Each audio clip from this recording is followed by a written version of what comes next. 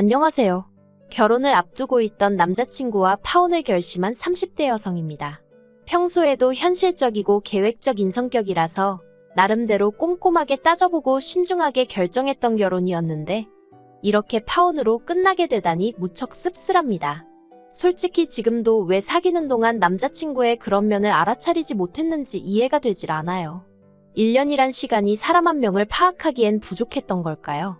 스스로 괴롭고 부모님 가슴에 대못을 박은 것 같아 죄송할 뿐입니다. 하지만 아닌 걸 알면서도 체면이니 자존심이니 하는 것들 때문에 못 본 척 넘어갈 수는 없었네요. 남자친구와는 친구의 소개로 만났어요. 저는 친구가 많은 편은 아니지만 그래도 걔 중에 나석이 좋아하는 몇몇 친구들이 있거든요. 그리고 그 친구들의 주도로 싱글끼리 모여서 작은 모임을 가진 적이 있어요. 그리고 그때 남자친구를 처음 알게 되었습니다. 그러니 정식으로 소개를 받고 그런 것은 아니고 그냥 모임에서 처음 얼굴을 익힌 거죠. 하지만 이후로 바로 연인 사이가 되었거나 한 것은 아닙니다. 본격적으로 만남을 가진 건 그 모임이 있고 1년이 지나서였어요. 남자친구가 혹시 자기를 기억하냐면서 연락을 해왔고 그렇게 가벼운 안부를 주고받다가 연인이 되었거든요. 당시 남자친구도 저도 30을 넘긴 때였으니 서로 굳이 입 밖으로 꺼내진 않았어도 이 만남이 결혼을 전제로 하고 있다는 사실을 잘 알고 있었습니다. 그리고 다행히 사귀는 동안 저희는 어느 다른 연인들처럼 작은 다툼을 몇 차례 하긴 했지만 그게 다였어요. 서로 말로 상처를 준 적도 없고 서로의 믿음을 흔들 만한 행동도 하지 않았으니까요. 그래서 자연스럽게 결혼을 약속하게 되었던 거고요. 남자친구에 대해서 먼저 조금 이야기를 해보자면 남자친구 아버님은 중학교 선생님이셨고 어머님은 전업주부셨습니다. 그리고 남자친구는 그런 아버님의 영향 때문인지 역시 초등학교 선생님으로 근무하고 있었어요. 그리고 선생님이란 직업은 원래 연금 제도가 잘 되어 있잖아요. 그래서 남자친구에게 따로 묻진 않았지만 적어도 부모님들이 노후 준비는 되어 계시겠구나 생각했네요. 뿐만 아니라 남자친구가 말하길 자기는 따로 어머님 아버님한테 용돈을 드리고 그런 적도 없다대요. 그래서 정말 다행이란 생각이었습니다. 재정적인 부분에 있어서 크게 걱정할 일은 없겠구나 싶었으니까요. 그리고 저에 대해서도 이야기를 해보자면 남자친구가 아버님의 영향을 받았듯 저 또한 친정부모님의 영향을 많이 받았습니다. 부동산업에 종사하시는 친정부모님 덕분에 저는 또래들보다 비교적 이른 나이에 부동산 투자에 눈을 뜰 수 있었거든요. 저는 다른 친구들이 명품 사고 여행 다니고 하던 시기에 알뜰살뜰 돈을 모아 조금씩 투자를 시작했고 덕분에 30이 넘어서는 서울과 경기도에 아파트 한 채씩 그리고 월세 나오는 상가도 하나 갖게 되었습니다. 솔직히 또래들에 비해 경제적 시간적으로 여유 있는 일상이 가능했지요. 그리고 저는 이런 제 조건이 어디 가서 빠지는 조건이라곤 생각하지 않았습니다.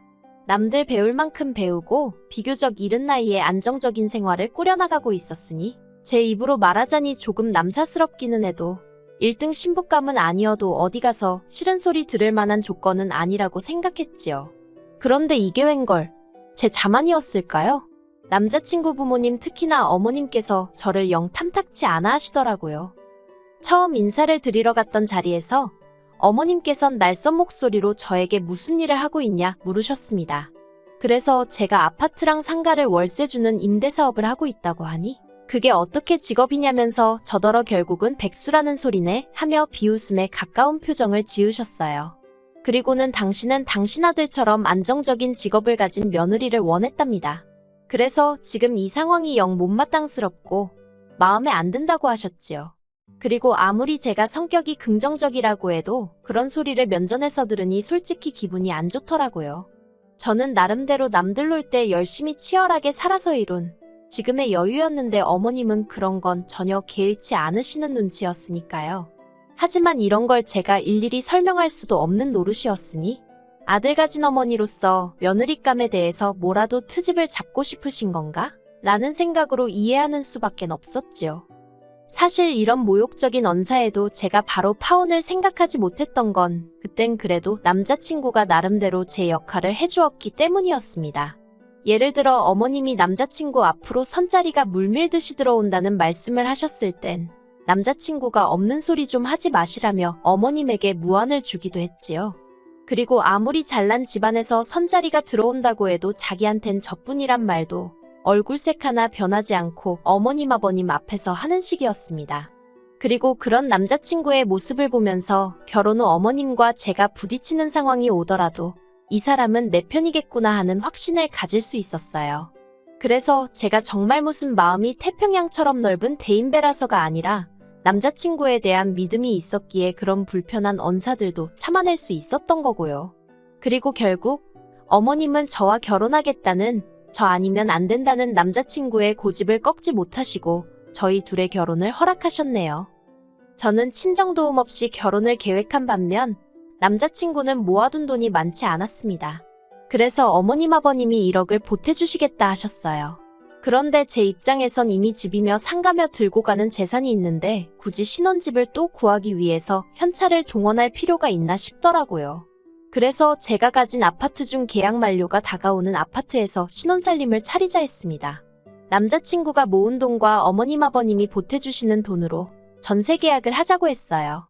제가 집주인으로 남자친구가 세입자로 해서 계약을 하자고요. 저희는 당장 혼인신고를 할 계획이 없었고 그렇다고 남자친구한테 몸만 들어와서 살라고 하자니 그건 저희 친정부모님이 탐탁치 않아 하셔서 나온 이야기였습니다. 그리고 이 이야기가 어머님 아버님 귀에 들어가게 되자 어머님은 혼인신고만 안 한다 뿐이지 부부끼리인데 무슨 계약을 맺냐면서 몹시 언짢아 하셨지요. 사실 저희가 혼인신고를 미룰 수밖에 없었던 건 남자친구의 10년도 넘은 청약통장 때문이었습니다. 남자친구가 저와 혼인신고를 하게 되면 2주택 세대가 되어버리고 그러면 청약통장은 거의 무용지물이나 마찬가지였으니까요. 그래서 비록 아버님이 손주를 간절히 기다리고 계시는 건 알고 있었지만 2년 정도의 유예기간을 가져보자고 했어요. 임신을 조심하면서 청약이 당첨되길 기다려보자고요. 그리고 이런 저희 제안에 남자친구는 서운한 기색을 감추지 못하는 듯 했지만 솔직히 청약만 된다고 하면 1, 2억은 금세 오른다는 걸 본인도 알고 있었을 테니 결국 제 의견대로 따르겠다 하대요. 그렇게 어머님의 반대도 이겨냈지. 혼인신고에 대한 서로의 의견도 조율했지. 이제 정말 어느 다른 예비부부들처럼 드레스는 뭘로 할지, 식장은 어디로 할지 그런 것들만 정하면 되는 상황이었어요. 그런데 그런 와중에 정말 막말로 남자친구가 어디서 무슨 약이라도 처먹었던 건지 상상도 못한 사고를 치고 왔대요. 남자친구가 저랑 상의도 없이 청약을 넣은 것도 부족해 덜컥 당첨까지 되었거든요. 솔직히 청약을 넣고 당첨이 되었다? 여기까지만 들으면 다들 잘 된 거 아니냐고 생각하던데 문제는 청약을 넣은 아파트는 어머님 아버님이 사시는 본가가 있는 지역이었습니다. 뿐만 아니라 남편 학교에서 1시간도 넘게 걸리는 거리였기에 위치적으로 그 어떤 이점도 찾을 수가 없었지요. 그리고 더 열받는 건 심지어 애시당초 청약이 미달된 곳이었다는 점입니다. 그런 곳에다 10년 넘게 부은 청약이 기회를 날렸다는 게 정말 황당하고 어이가 없더라고요. 제가 도대체 무슨 생각으로 그랬냐고 남자친구에게 물으니 대답도 가관이었습니다. 그래도 자기가 남잔데 제 집에 세입자로 계약을 하고 그러는 게 쪽팔렸다나요? 그래서 홧김에 넣었다는데 뭐라 할 말이 없더라고요. 그래서 제가 그냥 그 청약통장은 처음부터 없었던 거라고 생각하자 했습니다. 그런데 남자친구가 우물쭈물하더니 벌써 계약금도 넣었어 그러는 거예요. 그땐 정말이지 제가 느꼈던 좌절감이라고 해야 할지 어떻게 설명해야 할지도 모르겠네요. 손발이 부들부들 떨리고 그건 그저 단순히 분하고 그런 심정이 아니었어요. 황당함을 넘어서서 정말 뭐지 싶었달까요? 그래서 제가 모아둔 돈도 많이 없었는데 계약금을 어떻게 넣었냐니까 어머님 아버님한테 빌렸답니다. 솔직히 며칠 동안 속상한 마음을 감출 수가 없었어요. 그리고 결혼하고 나서 이런 식으로 남자친구가 또 홧김에 무슨 사고라도 친다면 그땐 제가 감당할 자신이 없더라고요. 그래서 남자친구에게 헤어지자 말했습니다. 믿음이 깨져서 도저히 결혼은 못하겠다 했지요. 그런데 남자친구가 한 번만 용서해달라며 말 그대로 싹싹 빌대요. 정말 자기도 무슨 정신에 그랬는지 모르겠다면서 결혼을 앞두고 여러 가지로 제 앞에서 스스로가 초라한 느낌이었다나 어쨌다나. 그래서 그래 청약통장이고 아파트고 없다고 치고 정말 마지막으로 용서해주기로 했어요. 그런데 문제는 남자친구가 당첨된 아파트에 냈다는 그 계약금, 그리고 그 계약금을 내기 위해 어머님 아버님으로부터 빌렸다는 그 1억이 사실은 저희가 결혼할 때 주시려고 했던 돈이라는 거예요. 그래서 졸지의 시댁으로부터 하나도 도움을 받을 수 없게 되었습니다. 그리고 저는 차마 이 일을 저희 부모님께 말씀드릴 자신이 없더군요. 이 이야기를 들으시면 분명히 저희 결혼을 반대하실 게 뻔했으니까요. 그래서 남자친구에게 전세자금 대출을 받아서 저와 전세 계약을 맺자고 했지요. 그랬더니 남자친구가 황당한 소리를 했습니다. 무슨 대출이건 간에 대출은 받기 싫다는 거예요. 그래서 그러면 내 집에서 신혼살림 못 차리고 다른 집으로 가야 한다고. 그런데 지금 당신도 나도 목돈이 없지 않느냐고.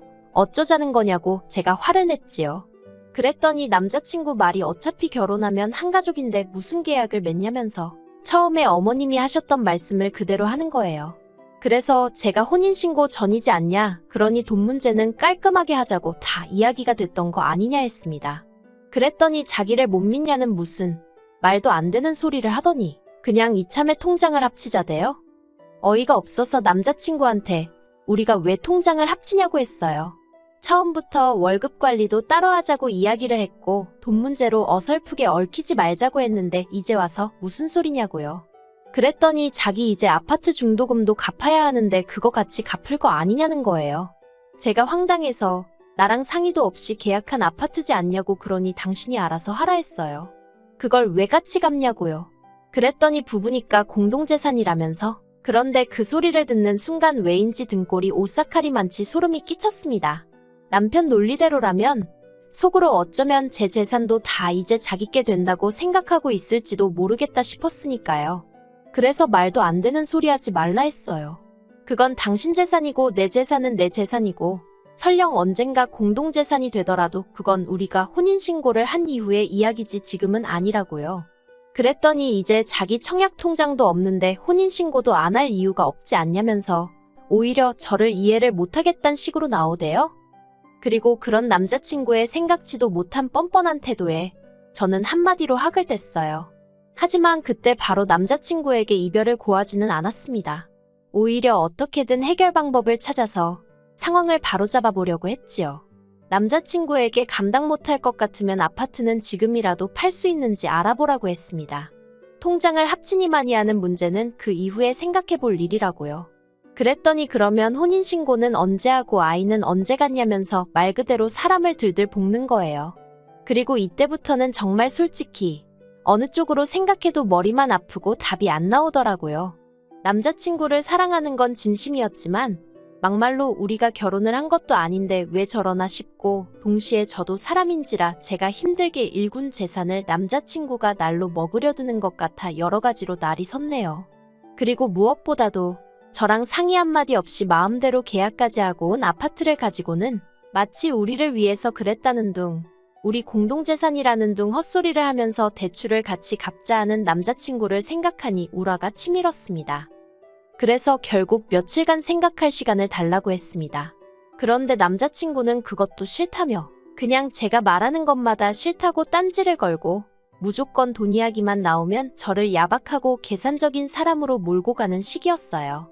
심지어 남자친구 부모님까지 저를 집으로 불러서는 부부라는 건 무슨 계약을 맺는 그런 게 아니고 서로의 부족한 점을 채워주는 거라는 둥 어떻다는 둥.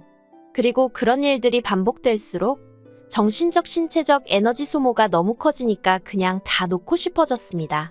그래서 남자친구에게 우리는 아무래도 인연이 아닌 것 같으니 헤어지자고 했네요. 하지만 역시나 남자친구는 이별을 순순히 받아들이지 못했기에 결국 한마디로 네가 가진 게 너무 없지 않느냐고 한쪽으로 기우는 결혼은 하기 싫다고 딱 잘라 말했지요. 그랬더니 또다시 어머님이 전화로 자기 아들이 교사라면서 교사라는 직업 가진 사람을 네 팔자에 또 만나겠냐 어쩌겠냐. 그래서 직업만 교사면 뭐하냐고 교사는 뭐 돈 없어도 살 수 있느냐고 저도 쏘아댔어요. 물론 남자친구네 집이 그 정도로 가난한 것은 아니었지만 저희 집에 비하면 힘든 건 사실이었고 어쨌든 그 심보가 너무 고약해서 있는 정 없는 정 다 떨어지던 상황이었으니까요. 정말이지 왜 사귀는 동안 저렇게 뻔뻔한 사람이란 걸 눈치채지 못했던 걸까요? 아무튼 이젠 뭐 다 끝난 사이니 더는 신경 쓰지 않으렵니다. 장담컨대 멋대로 청약 넣은 걸 후회하게 될 거예요. 그걸로 남자친구는 돈도 사랑도 잃게 되었으니까요.